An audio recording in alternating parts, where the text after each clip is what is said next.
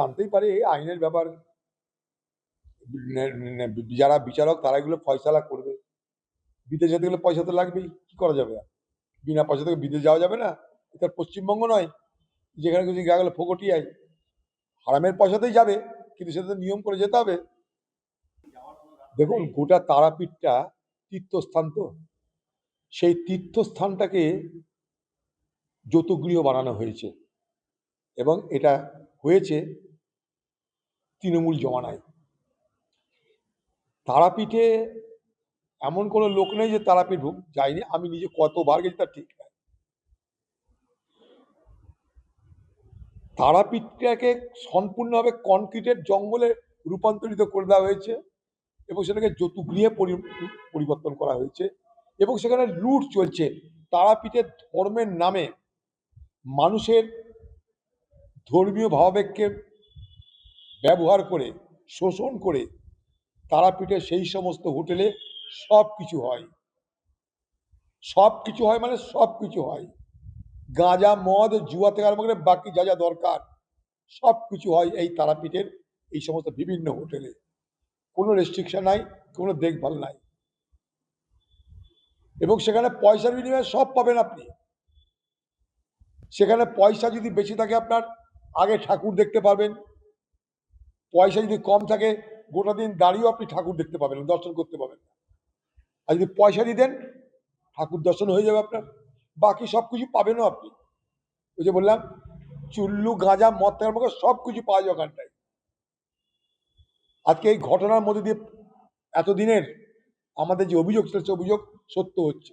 আমি অনেকবার এটা বলার চেষ্টা করেছি যে তারাপীঠটাকে ধ্বংস করে দেওয়া হচ্ছে শুধু বাণিজ্যের নামে, ধান্দার নামে, লুটের নামে। ভাই তুই ওদিকে ওদিকে দাঁড়া, ওদিকে দাঁড়া, পিছনে দাঁড়া। দেখুন, আজকে যে ছাত্র সমাজ ভারতবর্ষে ককরোচ পার্টির নাম দিয়ে যে আত্মপ্রকাশ করেছে, যে যুব সমাজ আত্মপ্রকাশ করেছে, যে জেনজি নামে যাদেরকে বলা হয়, আজকে তাদের এই আন্দোলন দিনে দিনে মানুষের কাছে স্বীকৃতি আদায় করছে। এবং মেন স্ট্রিম পলিটিক্যাল পার্টি, যারা মূল স্রোতের রাজনৈতিক দল, তারা যেটা করতে পারছে না বা তারা যেটা করতে চেষ্টা করছে না, সেই জায়গাটায় ছাত্র সমাজ নিজে আজকে এগিয়ে এসছে। আমি বলবো সমাজের জন্য, রাজ্যের জন্য এটা একটা খুব পজিটিভ দিক, এটা একটা খুব প্রশংসনীয় পদক্ষেপ। একটা ছাত্রকে মেরে দেওয়া, ছাত্রের বাবাকে মেরে দেওয়া হলো, এর থেকে বড় অন্যায় কি হতে পারে? ছাত্রকে মেরে দেওয়া হচ্ছে, ছাত্রের বাবাকে মারার ব্যবস্থা করা হচ্ছে, এর থেকে অন্যায় কি হতে পারে বাংলায়? আজকে সেটাও বাংলায় দেখলো। কি অপরাধ? দিল্লি থেকে আন্দোলন করেছিল তাই। ভারতবর্ষের প্রধানমন্ত্রী নরেন্দ্র মোদী বলছে সবাইকে ক্ষমা করে দিলাম, বাংলার বিজেপি বলছে না, নরেন্দ্র মোদী ক্ষমা চাইলেও আমাদের কাছে ক্ষমা হবে না। আমি এখানকার মুখ্যমন্ত্রীকে জিজ্ঞেস করব যে আপনার কাছে তো অনেক অনেক ভরসা করেছিল, প্রধানমন্ত্রী বলেছিল ভয় আউট, ভরসা ইন, কোথায় গেল? মার পিট, খুন খারাপা, হত্যা সবই তো হচ্ছে। আপনি বললেন সকালে ভরবো বিকেলে খরচ করে দেবো, সকালে ধরবো বিকেলে খরচ করে দেবো, তাতে মূল্য তো এক চুল্লুখোর। বাকি কি হলো বাংলায়? কেউ ভয় পাচ্ছে না আপনাদের ধমকিতে, কেউ ভয় পাচ্ছে না। আইএসআই চক্র সক্রিয় বলছেন, সন্ত্রাসবাদী বলছেন, ঘুরে বেড়াচ্ছে, ধরা পড়ছে।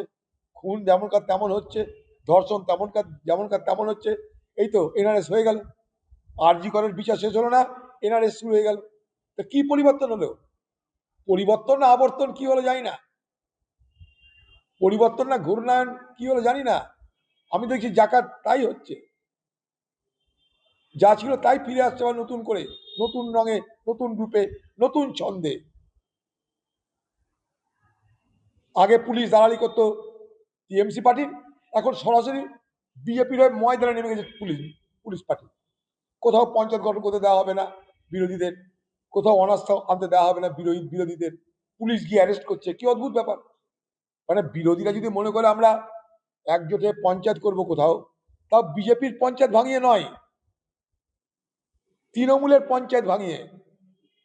তারা বিতর্কদের তৃণমূল ছেড়ে কংগ্রেসে আসতে চাইছে, সেখানেও পুলিশ গিয়ে অ্যারেস্ট করে ভিডিও চেঞ্জ করে এদিক ওদিক করে সেগুলোকে ভেসে দেওয়া হচ্ছে।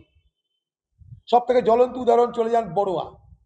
হাইকোর্ট ডেট দিচ্ছে যে এই দিন 18 তারিখে তোমাদের এখানটাই পঞ্চায়েত গঠন, নতুন পঞ্চায়েত সমিতি গঠন হবে। ঠিক তার আগের দিন ওখানকার বিডিওকে ট্রান্সফার করে দেওয়া হবে। নতুন বিডিও চার্জ দিতে দেরি করবে, ফলে সেদিকে গঠন হবে না, আবার পিছিয়ে যাবে। ততক্ষণে আবার এদিক ওদিক 2-4টাকে কেস দিয়ে অ্যারেস্ট করা হবে। তার কারণ যাতে কংগ্রেসের নেতৃত্বে পঞ্চায়েত সমিতি গঠিত না হয়। বড় অদ্ভুত ব্যাপার, তৃণমূলের পঞ্চায়েত সমিতি সেটাও যদি কংগ্রেস দখল করতে যায়, সেখানেও এখানকার প্রশাসন সক্রিয় হয়ে সেখানটা বাধা দিয়ে আটকে দিচ্ছে। তাতে যদি বিজেপির বোর্ড হয় তাও হবে না, কিন্তু কংগ্রেসের যাতে বোর্ড না হয় সেটা নিশ্চিত করতে হবে। ঠিক একইভাবে নওদার পার্টি অফিস বিজেপি পারল না দখল করতে, কিন্তু তাদের দলের দোসর এনসিপিআই যারা এখন বিজেপির ঘর জামাই তাদের দিয়ে দখল করাচ্ছে, সেখানেও পুলিশ সরাসরি অংশগ্রহণ করছে। আমাদের সব যাতায়াতের জায়গাগুলো, তারাপীঠ, পাথরচাপড়ি, বক্রেশ্বর, গোটা এলাকাগুলো সব শেষ হয়ে যাচ্ছে আস্তে আস্তে। কি করে যেতে হবে? যদি কনক্রিটের জঙ্গল বানানো হয় তাহলে সেখানে ফায়ার ব্রিগেড ঢুকবে কি করে? আর ফায়ার ব্রিগেড ঢুকলে তো আগুন থামানো হবে। তার জন্য ফায়ার ব্রিগেডের ব্যবস্থা নেই বলে যৌতুক গৃহ ওটা। সেখানটাই গলির মধ্যে 4তলা 5তলা সব বাড়ি, শুধু তারা জল 2 দিন পর পাওয়া যাবে না। তারাপীঠ শেষ করে দিয়েছে একদম, শেষ মানে শেষ। আমরা যেতাম তারাপীঠে আগে, সেই শ্মশানের পাশে জঙ্গল নদী কিছু নাই, সব ধ্বংস করে দিয়েছে লুটেরারা, দুর্বৃত্তরা। কি হবে? কলকাতাতে জল নিষ্কাশনের ব্যবস্থা নেই, প্রমোটাররা সব বন্ধ করে দিয়েছে। জল বেরোনো যে সমস্ত নালা ছিল, জলা জমি যেগুলো কলকাতার ওয়েটল্যান্ড, সব তো ভরিয়ে দিয়েছে কনক্রিটের জঙ্গলে। শুধু কলকাতা না, আপনি বহরমপুরেও তাই দেখবেন। কারণ প্রমোটাররা সারা বাংলাকে কনক্রিটের জঙ্গলে রূপান্তরিত করে দিয়েছে। কোনো প্ল্যান নাই, পরিকল্পনা নাই, পয়সা ফেকো, তামাশা দেখো, যা কিছু তোমার ইচ্ছা তুমি করতে পারো, শুধু পয়সা দিয়ে দাও।